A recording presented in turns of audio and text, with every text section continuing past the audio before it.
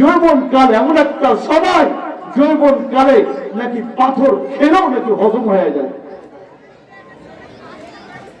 আমার দাদার দিকে তাকায় দেখো একটু, আজকে যে যৌবন নিয়ে তুমি গুনার কাজে তুমি লিপ্ত হচ্ছ, যে যৌবনের রূপ দেখায় মানুষের পাগল করতেছ, যে যৌবন দিয়া মানুষের গুনার পথে রাখতেছ, ও যুবক, আমি তোমার পায়ে হাত রেখে আজকের মাহফিলে বলতে চাই, এই যৌবন কাল থাকবে না, এই যৌবন কাল থাকবে না। আমার দাদার দিকে তাকায় দেখো, কেমন গালটা কেমন বেঁকায় গেছে, কেমন চুল দাড়িগুলো কেমন যেন সাদা হয়ে গেছে। ও যুবক, চুল দাড়িগুলো এমনিতেই সাদা হয় নাই, তাদের চুল দাড়িগুলো আমাদের মতো কালো ছিল। এক সময় তাদের হাতের চামড়াগুলো, এত হাতের চামড়াগুলো জড়ো হয়ে গেছে, তাদের হাতের চামড়াটাও আমাদের মতো ছিল। আমরাও এক সময় সেই পার্থক্য উপনীত হয়ে যাব। সেই জন্য আল্লাহর নবী বলেন, এই যৌবন কালটাকে গনিমত মনে করো। পার্থক্য আসার পূর্বে যৌবন কাল গুনাহ করার সবাই নাই, যৌবন কালে খেলা দেখার সবাই নাই। রাত 12টা পর্যন্ত জেগে খেলা দেখবো, বিশ্বকাপ খেলা দেখবো, বিশ্বকাপের পতাকা উল্টানো এই সময় নয়। যৌবন কালটা হলো ইবাদতের সময়, ইবাদতের সময়।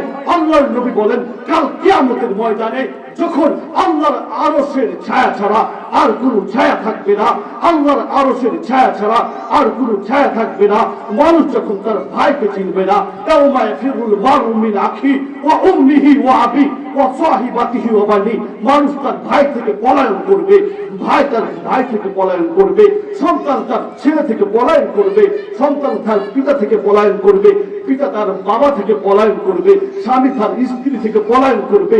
এমন একটা সময়ে কেউ চিনবে না। সে সময় মানুষের ঘাম হবে কারো কমর পর্যন্ত, কারো নাভি পর্যন্ত, কারো বুক পর্যন্ত। এমন একটা কঠিন অবস্থায় আল্লাহর নবী বলেন, ওই যুবক যে যৌবন কালটারে আল্লাহর ইবাদতের মধ্যে কাটাইছে, আল্লাহর নবী বলেন, কাল কিয়ামতের ময়দানে সেই যুবকরে আল্লাহ রাব্বুল আলামিন ভালোবাসা কাছে টাইনা নিবেন। শুধু কাছে টানবেন না, আল্লাহ পাক তারা আরশের নিচে ছায়া দান করেন।